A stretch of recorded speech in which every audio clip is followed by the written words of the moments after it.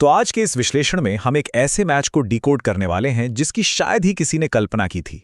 Defending champions यानी royal Challengers Bangalore का Rajasthan Royals के हाथों एक ऐसा विध्वंस हुआ है जो अब क्रिकेट इतिहास के पन्नों में हमेशा के लिए दर्ज हो गया है। एक अजेय टीम का इतना बड़ा कोलैप्स, और वो भी एक ऐसी सुनामी के सामने जिसे कोई रोक ही नहीं पाया। आइए इस हैरानअंगेज कहानी को परत दर परत समझते हैं।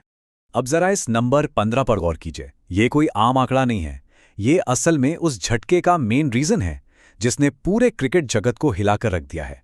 सोचिए, महज 15 साल के एक बच्चे ने दुनिया के सबसे बेहतरीन, सबसे खतरनाक गेंदबाजों के पसीने छुड़ा दिए हैं। जिस उम्र में बच्चे अपने बोर्ड एग्जाम्स की टेंशन लेते हैं, उस उम्र में ये लड़का आईपीएल के सबसे बड़े मंच पर बड़े बड़े दिग्गजों की नींदें उड़ा रहा है। और यहां दिग्गज का मतलब वाकई दिग्गज से है। जसप्रीत बुमराह, भुवनेश्वर कुमार, जॉश हेजलवुड और मोहम्मद सिराज, ये वो इंटरनेशनल और अनुभवी नाम हैं जिनके खिलाफ बल्लेबाज सिर्फ ये सोचते हैं कि बस इनका स्पेल शांति से निकल जाए। लेकिन निडर वैभव सूर्यवंशी का रूल एकदम अलग है। बिना किसी खास एक्सपीरियंस के इस लड़के ने इन सभी वर्ल्ड क्लास बॉलर्स पर बिल्कुल बेखौफ होकर गगनचुंबी छक्के और चौके जड़े हैं। अगर इसे एक तरह की रिवर्स रैगिंग कहा जाए तो गलत नहीं होगा।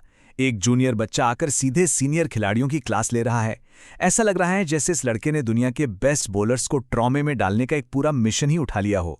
सिर्फ 26 गेंदों में 300 के स्ट्राइक रेट से 78 रनों की वो पारी, ये एकदम अनरियल है।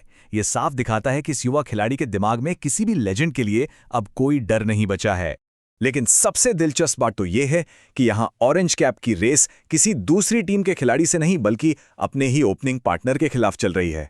वैभव के 266 के उस पागलपन वाले स्ट्राइक रेट का सीधा कंपैरिजन हो रहा है यशस्वी जायसवाल के 160 के स्ट्राइक रेट से, जिसके बारे में सोचिए। 160 एक बहुत ही बेहतरीन T20 स्ट्राइक रेट माना जाता है, पर वैभव के आंकड़े तो ऐसे हैं जो हमें सिर्फ वीडियो गेम्स में ही देखने को मिलते हैं। एक 15 साल का लड़का जो सीधे विराट कोहली और जायसवाल जैसे नामों को ऑरेंज कैप के लिए टक्कर दे रहा है। और ये जो आंकड़ा है 29, इसका रेफरेंस सुनकर तो और भी हैरानी होगी।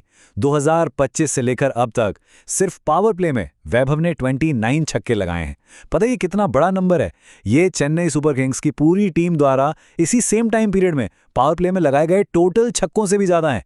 पूरी की पूरी टीम एक तरफ और इस अकेले लड़के की मारधार एक तरफ। अब थोड़ा रुक करते हैं एक और जबरदस्त कहानी की तरफ, जहां ध्रुव चुरेल ने अपने 14 करोड़ के प्राइस टैग को बिल्कुल सही साबित कर दिया है। और इस कहानी की जान है ये 81 का नंबर। यहां ध्रुव जुरेल की उस विस्फोटक 81 रनों की पारी की बात हो रही है जो उन्होंने महज 43 गेंदों में खेली।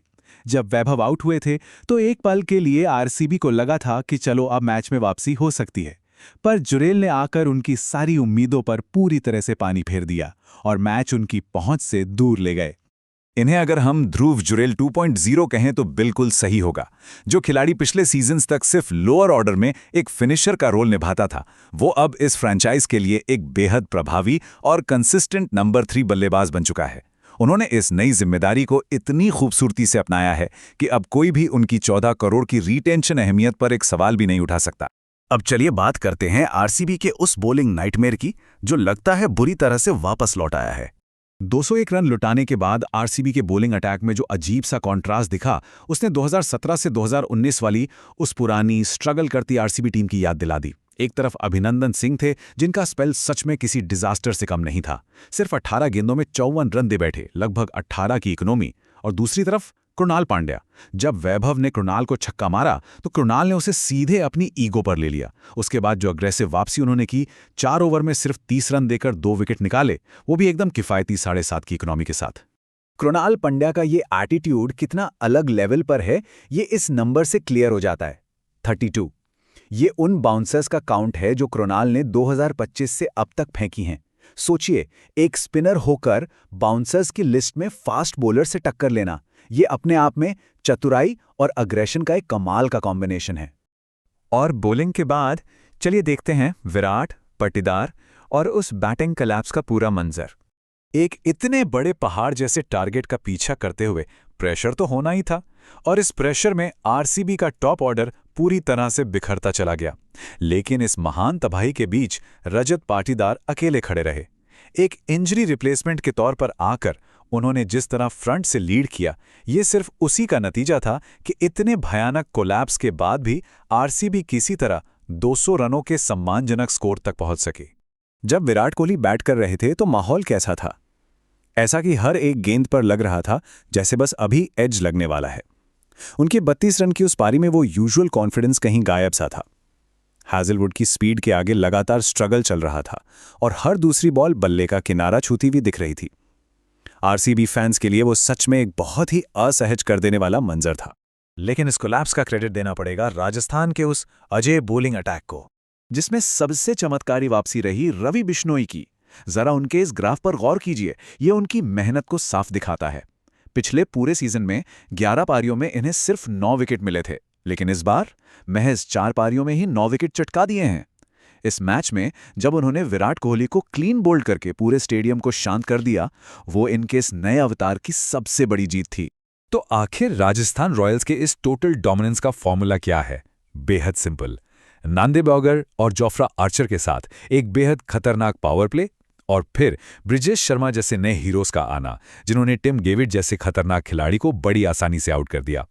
नतीजा सबके सामने है। पॉइंट्स टेबल पर बिना किसी टक्कर के टॉप पर और ऑरेंज से लेकर पर्पल कैप तक सब इनके ही पास। खेल के हर डिपार्टमेंट में इनकी बादशाहत लगातार साबित हो रही है। चलिए अब आगे बढ़ते हैं और आने वाले मैचेस की कुछ प्रिडिक्शंस पर एक नजर डालते हैं। टूर्नामेंट जैसे जैसे आगे बढ़ रहा है, कुछ हाई स्कोरिंग थ्रिलर्स हमारा इंतजार कर रहे हैं। अगर हम इन प्रेडिक्शंस को देखें तो सनराइजर्स हैदराबाद और पंजाब किंग्स वाले क्लैश में पंजाब का पलड़ा भारी लग रहा है, जहां ईशान किशन टॉप परफॉर्मर बन सकते हैं। वहीं दिल्ली कैपिटल्स और चेन्नई सुपर किंग्स के जबरदस्त मुकाबले में सीएसके मैच जीत सकती है और उम्मीद है कि दिवॉल्ड ब्रेविस या शिवम दुबे से एक बड़ा विस्फोटक प्रदर्शन देखने को मिलेगा। खैर, इस विश्लेषण को खत्म करने से पहले एक बड़ा सवाल जो शायद सभी के दिमाग में चल रहा होगा। इतिहास गवाह रहा है कि राजस्थान रॉयल्स कई बार सीजन की शुरुआत ऐसी ही जबरदस्त मोमेंटम के साथ करती है, लेकिन आखिरी पड़ाव तक आते आते थोड़ी धीमी पड़ने लगती है। तो क्या इस बार ये रफ्तार यही बनी रहेगी या सीजन आगे बढ़ने के साथ इनका ये इंजन थोड़ा थक जाएगा? इसका जवाब तो आने वाला वक्त ही देगा। तब तक के लिए मैचेस देखते रहिए और इस कमाल के क्रिकेट का मजा लीजिए।